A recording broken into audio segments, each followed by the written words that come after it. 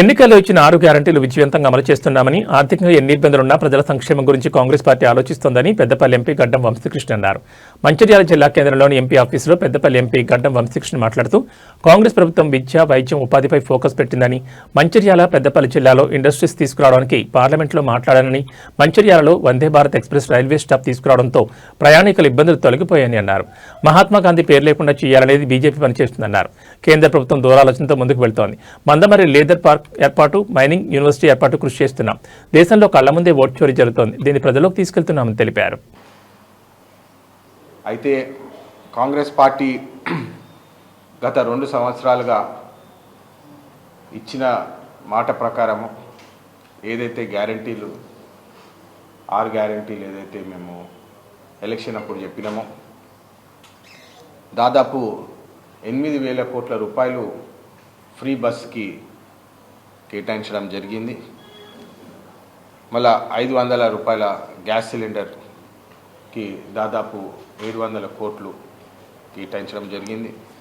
మళ్ళా free current 200 యూనిట్ల free current ఏదైతే ఉన్నదో దాదాపు 3,500 కోట్లు దానికి ఇప్పటివరకు కేటాయించడం జరిగింది.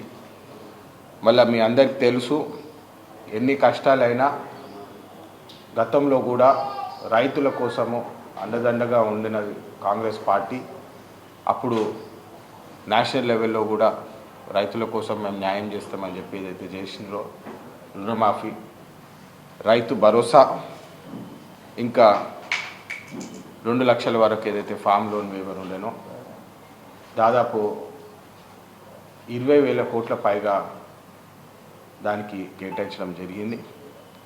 మళ్ళీ మీరు చూస్తున్నారు, ఇందిరమ్మ హౌసింగ్ చాలా పెద్ద ఎత్తున డిమాండ్ ఉండే. గత 10 సంవత్సరాలు మీ అందరికి తెలిసిన విషయమే. ఆర్థికంగా ఎన్ని ఇబ్బందులున్నా, నేను ఈ నంబర్లు ఎందుకు షేర్ చేస్తున్నా మీతో అంటే, ఆర్థికంగా ఎన్ని ఇబ్బందులున్నా మా రేవంత్ రెడ్డి గారు, కాంగ్రెస్ పార్టీ, రాహుల్ గాంధీ గారి ఆదేశాల మేరకు ఇచ్చిన మాట మీద మేము కట్టుబడి ఉండాలా. ఖచ్చితంగా మేము ఎన్ని కష్టాలైనా మేము ఇచ్చిన మాట పైన పనిచేస్తామని చెప్పి ఇందిరమ్మ హౌసింగ్కి కూడా దాదాపు 3,500 కోట్ల రూపాయలు దానికి కేటాయించడం జరిగింది. మళ్ళా 2 సంవత్సరాలు ప్రజాపాలనలో మీరు చూస్తున్నారు,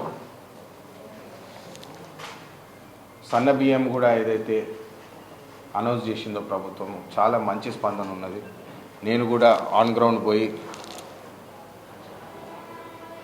పబ్లిక్లో కలుస్తుంటే చాలామంది మంచి రెస్పాన్స్ ఇస్తున్నారు. సో ఈ అన్నీ ముఖ్యంగా ప్రజలకు తీసుకుపోయే బాధ్యత మాది. కాంగ్రెస్ పార్టీ చేసే గ్యారంటీలు ఏదైతే ఇచ్చిందో దానికి కట్టుబడి ఉన్నాము.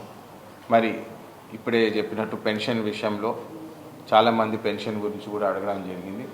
దాన్ని కూడా ఖచ్చితంగా తొందరలోనే మేము దాని మీద కూడా పనిచేస్తామని చెప్పి మళ్ళొకసారి మీ అందరికి చెప్తూ జరిగింది.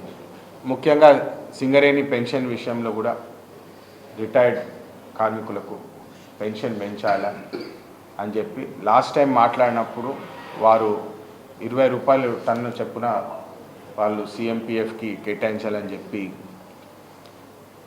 ఆర్డర్ రిలీజ్ చేయడం జరిగింది. మళ్ళీ దాని తర్వాత దాదాపు 150 కోట్ల రూపాయలు ఫండ్లో అలొకేషన్ అయ్యే దారి తీసింది. మరి కానీ దాని తర్వాత మళ్ళీ ఇంప్లిమెంటేషన్ ఫేజ్కి మళ్ళీ ఆగిపోయింది. మరి అందుకనే మళ్ళీ దాని మీద కూడా ఫాలోఅప్ చేసి ఎట్టి పరిస్థితుల్లో మీరు ఆ పెన్షన్ ఏదైతే ఉందో అట్లీస్ట్ 10,000 రూపాయలకు పెంచాలి మీరు అని చెప్పి దాన్ని కూడా పార్లమెంట్లో డిమాండ్ చేయడం జరిగింది. ముఖ్యంగా ఈ సమావేశాల్లో జరిగిన ఒక డిజాస్టర్ అనే చెప్పాలా, మన్రేగా స్కీమ్ ఏదైతే ఉందో ఉపాధి హామీ మీ అందరికి తెలుసు. ఎలక్షన్ టైంలో కూడా మేము చాలా వరకు ఉపాధి హామీ చాలామంది దాంతో బెనిఫిట్ పొందుతున్నారు. మళ్ళీ దాంట్లో కూడా కేవలం 200 రూపాయలు వస్తున్నది పనిచేస్తే, దాన్ని ఎట్టి పరిస్థితుల్లో 400 రూపాయలకి పెంచాలని చెప్పి ఏదైతే వాళ్ళు డిమాండ్ చేసినారో ఆ 200 రూపాయలు పెంచుడు కాదు కానీ ఆ స్కీమ్నే ఈరోజు బీజేపీ ప్రభుత్వం క్యాన్సిల్ చేసిందని చెప్పి చాలా బాధాకరంగా మీ ద్వారా ప్రజలకి తెలియజేయాల్సిన అవసరం ఉన్నది. మేము పార్లమెంట్లో కూడా దాని మీద చాలా కొట్లాడినాము, వ్యతిరేకించినాము. ఇన్ఫ్యాక్ట్ కెమెరాలలో కనపడలే కానీ వెళ్ళు మీద కూడా మెంబర్లం అందరం పోయి ధర్నా చేసినాము. కానీ వాళ్ళు కేవలము ఒకటే ఒక అజెండా, గత 10 సంవత్సరాలు ఏదైతే రిక్వెస్ట్ ఉండేనో ఉపాధి హామీ పెంచాలా మీరు అని చెప్పి ఏదైతే రిక్వెస్ట్ ఉండేనో ఆ రిక్వెస్ట్ని కూడా పక్కకు పెట్టి ఇప్పుడు కేవలము 60 రూపాయలు 60 రోజుల కోసమే ఈ స్కీము వర్తిస్తుంది అని చెప్పి వాళ్ళు ఆ స్కీమ్ను కూడా కట్ చేసేసినారు జరిగింది. And just marketing, name diversion అని చెప్పేసి మహాత్మా గాంధీ గారి పేరు కూడా దాని నుంచి తొలగించి జీరామ్జీ అని చెప్పి పేరు పెట్టినారు. అంటే ఫాదర్ ఆఫ్ ద నేషన్ పేరు కూడా దాని నుంచి తొలగించేసినారు. నేను మా పార్లమెంట్లో కూడా చెప్పినాను, 2047 వికసిత్ భారత్ ఏదైతే మోడీ గారు ట్యాగ్ లైన్ వేసిండ్రో ఆయన నిజమైన ఆశ ఏంటంటే మహాత్మా గాంధీ వికసిత్ భారత్ చేద్దామని చెప్పి అనుకుంటున్నాడు. ఎందుకంటే ఎక్కడ అవసరం లేని దగ్గర కూడా పేర్లు మార్చేయడము, మళ్ళీ దానికి ఫ్రెష్ ఇన్వెస్ట్మెంట్ అవుతుంది. పేరు మారుస్తే మీ అందరికి తెలుసు, మళ్ళీ కొత్త బ్రాండింగ్ చేస్తారు, మళ్ళీ కొత్త చేస్తారు. సో ఇవన్నీ కేవలము ఒక దురాచరణతో ముందుకెళ్తుందని చెప్పి ఈ విషయము ప్రజల్లోకి తీసుకెళ్ళడం అవసరం ఉన్నది.